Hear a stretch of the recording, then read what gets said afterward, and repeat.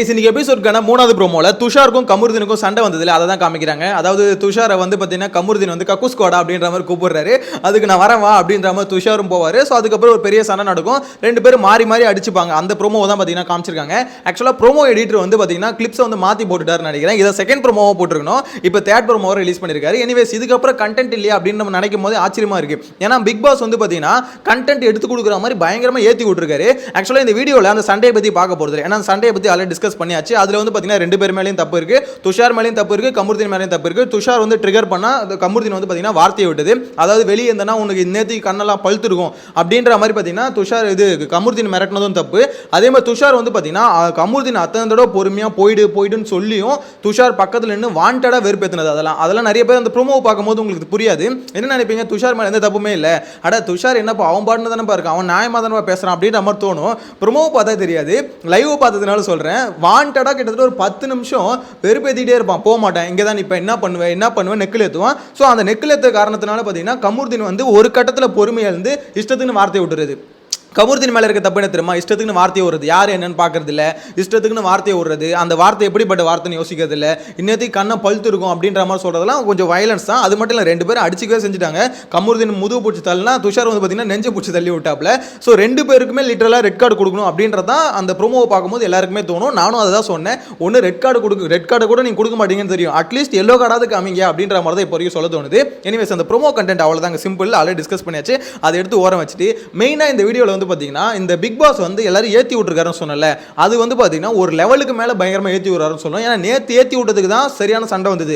விஜய் பார்வதி அதுக்கடுத்து திவாகர் இவங்க ரெண்டு பேரும் கியூசி இன்சார்ஜாக இருந்ததுனால அவங்களுக்கான பவர்ஸ் வந்து இன்க்ரீஸ் பண்ணி இந்த மாதிரி வந்து நீங்கள் என்ன வேணா பண்ணிக்கலாம், அதாவது உங்களுக்கான சட்டங்களை நீங்களே வகுத்துக்கலாம் அப்படின்ற மாதிரி போட்டோன்னா பார்த்தீங்கன்னா இஷ்டத்துக்குன்னு அவங்க என்ன பண்ணிட்டாங்க, அவங்களுக்கான சட்டத்தை வகுத்துக்கிட்டு ரெண்டு பேரும் மாறி மாறி அடிச்சுக்கிட்டாங்க. நேற்று இதெல்லாமே பார்த்தோம்ல. இன்னைக்கு என்ன பண்ணிட்டாரு, நேற்று வந்து கியூசி ஏற்றி விட்டாச்சு, இன்னைக்கு வந்து அந்த ஒர்க்கர்ஸ் இருப்பாங்க பார்த்தீங்கன்னா அந்த பாட்டில் கலெக்டர்ஸ், ஸோ அவங்க எல்லாரையும் பயங்கரமாக ஏற்றி விடுறாரு. பிக் பாஸ் என்ன சொல்றாருன்னா எல்லாரையும் கூப்பிட்டு உட்கார வச்சு இந்த மாதிரி நேற்று இது வந்து பார்த்தீங்கன்னா எனக்கு பிடிச்சிருந்தது, நேற்று எல்லாருமே ரொம்ப நல்லா விளையாண்டிங்க, நான் சண்டையே சொல்லலை, அந்த ஒரு போட்டி மனப்பான்மை வந்து நல்லா இருந்தது, மனுஷனுக்கு வந்து நேற்று தான் கண்டென்ட் கிடச்சிது. நான் தான் சொன்னேன் இந்த சீசனை ஆரம்பிச்சு நேற்று எபிசோடு தான் ரொம்ப இன்ட்ரெஸ்டிங்காக போச்சு. லைவ் நிறைய பேர் பார்த்தது நேற்று தான். ஏன்னா நேற்று தான் பார்த்தீங்கன்னா ஓரளவுக்கு நிறைய பேரோட ஃபேஸ் வந்து பார்த்தீங்கன்னா ரிவீல் ஆச்சு. ஓகே இவங்க தான் கேரக்டரு, இவனுக்கு கோவம் வருமா வராதா அப்படின்றது எல்லாமே நேற்று தான் தெரிஞ்சுது. சரி இன்றைக்கும் பிக் பாஸ் வந்து பார்த்தீங்கன்னா அதை எதிர்பார்க்குறாரு. அதனால தான் என்ன பண்ணுறாரு, ஒர்க்கர்ஸ் எல்லாம் ஏற்றி விடுறாரு.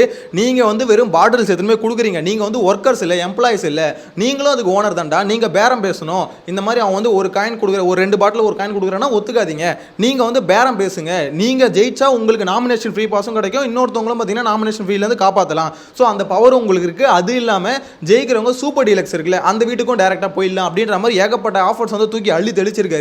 எல்லாரும் அது ஏற்கனவே இருக்கிறதா இருந்தாலும் எல்லாம் மறந்துட்டானுங்க ரூல்ஸை. ஏன் வேலை செய்கிறேன் எதுக்கு வேலை செய்கிறேன்னு தெரியாமல் பாட்டில் கழுவி குத்துருந்தானுங்க.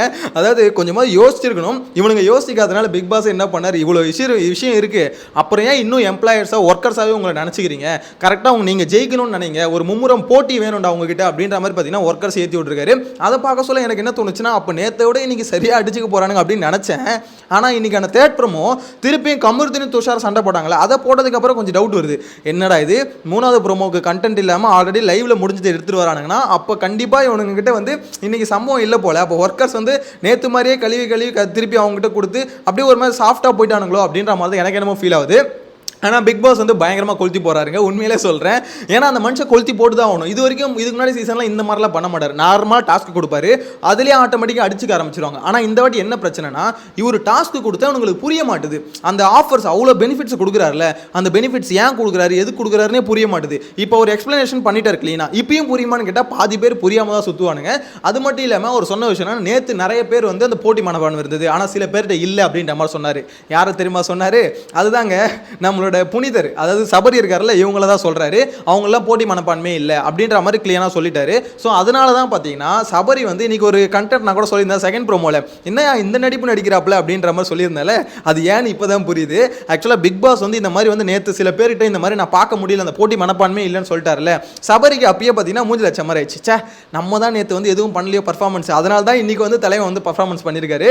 நான் கூட நினச்சேன் ஒருவேளை உண்மையாக இருக்குமோ அப்படின்னு நினச்சேன். இப்போ இந்த சம்பவத்தை பார்த்ததுக்கப்புறம் கிளியராக கிளியராக தெரிஞ்சு போச்சு அது ஃபுல் அண்ட் ஃபுல் பர்ஃபார்மன்ஸ் தான். ஏன்னா தலைவர் பிக் பாஸ் வந்து சொல்லிட்டாருல அந்த போட்டி மனப்பான்மை வேணும், அதனால தான் அந்த மாஸ் அந்த வேட்டியை மடிச்சு கட்டிக்கிட்டு அப்படியே மாஸாக பார்த்தீங்கன்னா ஒரு டைலாகை பேசிட்டு கியூசின்னு 2 வாட்டி கத்திட்டு வந்தார் பாருங்க. அங்கே தெரிஞ்சுதுங்க ஆக்சுவலாக இவர் வந்து ஏதோ பண்ணுறாரு. அப்புறம் பிக் பாஸ் இப்போ சொன்னதுக்கப்புறம் ஃபுல்லாகவே தெரிஞ்சு போச்சு இவர் வந்து நம்மளை வந்து ஒதுக்குறாங்க, அதாவது நம்மளை மாதிரி ஆளுங்க வந்து பர்ஃபார்மன்ஸ் கடைசியில் ஒதுக்கிடுவாங்க. அதனால் நம்மளும் ஏதாவது பண்ணணும், கண்டென்ட் ஏதாவது பண்ணணும் அப்படின்ற மாதிரி தலைவன் டிசைட் பண்ணி தான் அந்த பர்ஃபார்மன்ஸை போட்டிருக்காப்புல. இப்போ வந்து எல்லாருக்கும் ஒரு கிளாரிட்டி கிடச்சிருக்கும் லைவை பார்த்தவங்களுக்கு அப்படின்ற மாதிரி எனக்கு என்னமோ தோணுது. என்னை பொறுத்த வரைக்கும் பிக் பாஸ் பயங்கரமாக கொளுத்தி போகிறாரு. ஆனால் கொளுத்தி போகிறதுல நிறைய வந்து பார்த்தீங்கன்னா புஷ்ஷாக தான் போகுது. என்னதான் கொளுத்தி போட்டாலும் அந்த வெடி வந்து வெடிக்கிற வெடியாக இருந்தால் தானே வெடிக்கும். அது வந்து சில புஷ்ஷுன்னு போகிறதா இருந்தால் அப்படி தான் இருக்கும். ஸோ அதுதான் பார்த்தீங்கன்னா இங்கே நடந்துகிட்டு இருக்கு. வீட்டில் வந்து பார்த்தீங்கன்னா 17 பேர் இருக்கானுங்க. ஸோ இந்த 18 பேர் இருக்கானுங்க. இந்த 18 பேரும் யாராவது வந்து இன்வால்மெண்ட், அதாவது உங்களை வந்து புஷ் பண்ணி கூட்டு போகணும் அப்படின்ற மாதிரி நினைக்கிறாங்க. 18 பேரும் சொல்ல முடியாது, அதில் ஒரு 5-6 பேர் வந்து ஓகே அவங்களா ஓன் இன்ட்ரெஸ்டாக நம்ம ஜெயிக்கணும் அப்படின்ற மாதிரி இருக்கு. ஆனால் மிச்ச பேருக்குலாம் பார்த்தீங்கன்னா பக்கத்துல இருந்து ஒருத்தர் வந்து சப்போர்ட் கொடுத்துக்கிட்டே இருக்கணும் அப்படின்ற மாதிரி தான் இருக்கு. எனிவேஸ் ஆனால் இந்த QC இருக்காங்களே இவங்க வந்து இன்னைக்கு வந்து பிளானிங் வந்து சக்ஸஸ்ஃபுல்லாக போட்டாங்க. திவாகரை எப்படியோ கன்வின்ஸ் பண்ணி நைட்டு ஃபுல்லாக பார்வதி கையில் காலில் வந்து கெஞ்சி எப்படியோ திவாகரை பார்த்தீங்கன்னா ஓரளவுக்கு மோல்டு பண்ணி கூட்டு வந்து உட்கார வச்சிருக்காங்க. ஆனால் தலைவன் என்ன வேலை காப்பான் அப்படின்றது நைட் ஆனால் தான் தெரியும். ஏன்னா சபரியும் FJ இன்னைக்கு யாருமே பார்த்தீங்கன்னா QC வந்து கவனிக்கல. அது மாதிரி கவனிச்சா அவங்க என்னதான் கவனிச்சாலும் நம்ம வேணாம் அப்படின்ற மாதிரி சொல்லணும். பார்வதி ஸ்ட்ரிக்டாக சொல்லிட்டாங்க, சாப்பாடு கொடுத்தாலும் வாங்கக்கூடாது, ஸோ எது பண்ணாலும் வாங்கக்கூடாது, இன்னைக்கு வந்து ஸ்ட்ரிக்ட் ஆஃபீஸராக இருப்போம், ஆனால் நமக்கு ஏற்ற மாதிரி நடக்கணும் அப்படின்ற மாதிரி முடிவு பண்ணிட்டாங்க. ஸோ அது வந்து பார்த்தீங்கன்னா எங்கே கூட்டு போய் விடும், எப்படிப்பட்ட சண்டையில் கூட்டு போய் விடும் அப்படின்றத வெயிட் பண்ணி தான் பார்க்கணும். எனக்கு தெரிஞ்சு என்ன திரும்ப நடக்க போகுதுன்னு நினைக்கிறேன். நேற்று எபிசோடில் வந்து பார்த்தீங்கன்னா பாதிக்கு மேலே காமிக்கவே இல்லை. இன்றைக்கான எபிசோடில் பாதிக்கு மேலே அதுதான் இருக்க போகுது. ஸோ அப்படின்னும் போது அவங்க என்ன நினைக்கிறாங்கன்னா நேற்று லைவ் அதில் பாதியை ஓட்டிட்டு பேலன்ஸ் வந்து பார்த்தீங்கன்னா இன்றைக்கி ஈவினிங் வரைக்கும் லைவ் ஓட்டி இன்றைக்கான எபிசோட முடிச்சிருவாங்கன்னு நினைக்கிறேன். அதனால தான் எனக்கு தெரிஞ்சு ப்ரோமோ கண்டென்ட் ரிலீஸ் பண்ணலையோ அப்படின்ற மாதிரி தோணுது. ஏன்னா இன்றைக்கும் சண்டை நடக்காமல் இருக்கவே இருக்காது. ஏன்னா பார்வதி வச்சிருக்க ஸ்ட்ராட்டஜி அந்த மாதிரி அப்படிப்பட்ட ஸ்ட்ராட்டஜி வச்சு மொத்த பேர் அடிக்கணும்னு நினைக்கிறாங்க. ஸோ கம்பல்சரி சண்டை நடக்கும். மேபி இன்றைக்கி வந்து பார்த்தீங்கன்னா எபிசோட வந்து ஒரு ஈவினிங்காகவே கம்ப்ளீட் பண்ணிடுவோம். அந்த 1 hour எபிசோடு அந்த செக்மெண்ட் இருக்குல்ல அது ஈவினிங் கூட கம்ப்ளீட் பண்ணுறாங்கன்னு நினைக்கிறேன். அதனால தான் ப்ரோமோ கண்டென்ட் இல்லாமல் இதை எடுத்து போடுறாங்களோ அப்படின்ற மாதிரி எனக்கு பர்சனலாக டவுட் வருது. உங்களோட கமெண்ட்ல மென்ஷன் பண்ணுங்க. எனிவேஸ் இந்த முக்கியமான மேட்டர் இந்த தேர்ட் ப்ரோமோல பார்த்தோம்ல இந்த கமருதீன் துஷார் ஃபைட். சோ தயவு செஞ்சு யாராவது வந்து இதுல ஒருத்தர் மட்டும் தப்பு பண்ணிருக்காங்க அவங்களுக்கு மட்டும் ரெட் கார்டு கொடுங்க அப்படின்ற மாதிரி ப்ரோமோவை பார்த்து டிசைட் பண்ணாதீங்க. ஏன்னா ப்ரோமோவை பார்த்து டிசைட் பண்ணக்கூடிய விஷயமே கிடையாது இது. அதோட கான்செப்ட் என்னன்னு தெரியணும். இப்போ 1 hour ஷோலையும் இதே மாதிரி கட் பண்ணி போட்டாங்கன்னு வச்சுக்கோங்களேன், கமருதீனை போட்டு பொளந்துருவாங்க. கமருதீன் பக்கம் நியாயம் இருக்கு, ஆக்சுவலா இருக்கு. அது லைவ் பார்த்துருந்தா தான் தெரியும். ஏன்னா ரொம்ப துஷார் வந்து ரொம்ப இரிட்டேட் பண்ணாப்ல, பக்கத்துலேயே நின்றுக்கிட்டு நான் போக மாட்டேன். கமருதீன் சொல்றாப்ல டேய் போடா இப்போ எனக்கு மைண்டு சரியில்லைடா கொஞ்சம் நேரம் கழிச்சு பேசலாம் போடான்றாரு. நான் இங்கே தான் இருப்பேன், இது என்ன உங்கள் வீடா, பிக் பாஸ் வீடு தானே, நான் போக முடியாது என்ன பண்ணுவீங்க, நான் போக முடியாது என்ன பண்ணுவீங்க, பக்கத்துலேயே வந்து நிற்கிறான் பேசிக்கிட்டே இருக்கான். ஒரு லிமிட்டுக்கு மேலே பார்த்தீங்கன்னா அவருக்கும் ட்ரிகர் ஆயிடுச்சு. வேறு வழி இல்லாமல் அந்த ட்ரிகரிங் பாயிண்ட் கொண்டு வந்தது துஷார் தான், அதை அக்செப்ட் பண்ணி தான் ஆகணும். ஆனால் அதுக்குன்னு கமருதீன் பேசுறது எல்லாம் சரின்னு சொல்ல முடியாது. இந்த மாதிரி வெளியே இருந்தால் இந்த மாதிரி பண்ணிவிடுவேன், அதாவது செவுல் பேர்ந்துருக்கும் அப்படின்ற மாதிரி சொல்கிறதாகட்டும் அதெல்லாம் பார்த்தீங்கன்னா அக்செப்ட் பண்ணவே முடியாது. அதே சமயத்தில் துஷார் ரெட் கார்டு கொடுத்தாலும் சரி எல்லோ கார்டு கொடுத்தாலும் சரி 2 பேருமே கொடுக்கணும். கமருதீன் தள்ளி விட்டாலும் திருப்பி வந்து பார்த்தீங்கன்னா துஷாரும் அடிச்சிருக்கான், நெஞ்சில் பிடிச்சி துஷாரும் தள்ளி விட்டான். ஸோ அப்படின்னும் போது 2 பேருமே வயலன்ஸில் வந்திருக்காங்க. ஸோ இதில் ஒருத்தரை மட்டும் பர்டிகுலராக நீங்கள் பண்ணது மட்டும் தப்பு அப்படின்ற மாதிரி சொல்ல முடியாது. வேணா கமருதீன் விட்ட டைலாக் வேணால் ரொம்ப மோசமாக இருக்கலாம், வெளியே இருந்தால் அவள் தான் செவுல் பேர்ந்துக்குன்னு சொன்னார்ல அந்த டைலாக் மோசமாக இருக்கலாம். அதே மாதிரி துஷார் பேசணும் அப்போ என்ன பொறுத்த வரைக்கும் மோசம் தான் தோணுது. என்ன பண்ணுவீங்க இங்கே தான் நிற்பேன் அப்படின்றது கிட்டத்தட்ட என்ன பண்ண முடியும் உன்னால, நீ ஒன்றும் இல்லை அப்படின்ற மாதிரி சொல்கிறது தானே. அப்படி மட்டும் தட்டினா எவனா இருந்தாலும் திருப்பி அடிக்க தானே செய்வான். அதுதான் என்னை பொறுத்த வரைக்கும் ரொம்ப ட்ரிகரிங் பாயிண்ட் துஷார் பண்ணது அப்படின்னு நம்ம எனக்கு பர்சனலாக ஃபீல் ஆகுது.